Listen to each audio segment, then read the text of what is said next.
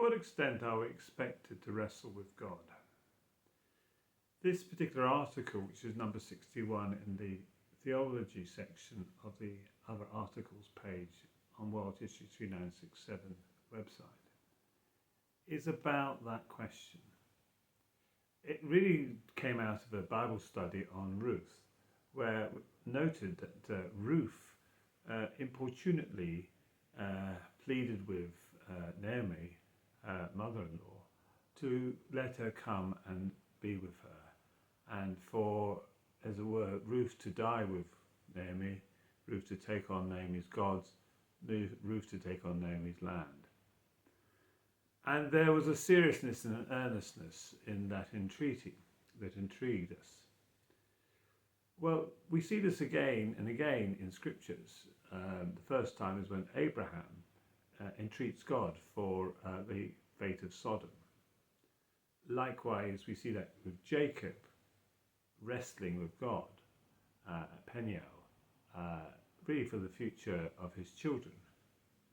And then we see that with Moses pleading, as it were, over the Israelites who are going to be destroyed by God on a couple of occasions.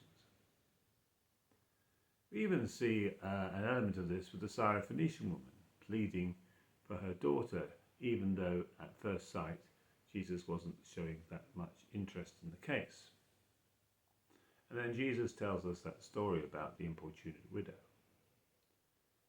And we have in a number of occasions in Isaiah and Jeremiah that God was looking for someone to stand in the gap, to plead for his people. And so there seems to be something here about God wanting his people to plead with him. And this is part of prayer.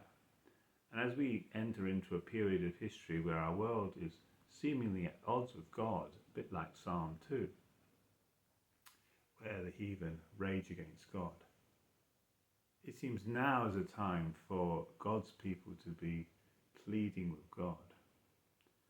A bit like Abraham, a bit like Moses, a bit like Jacob, a bit like the Syrophoenician woman, a bit like Ruth.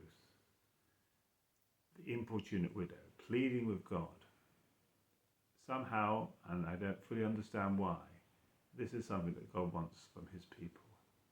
An earnest desire to plead with him for the future of other people. Well, thank you for listening.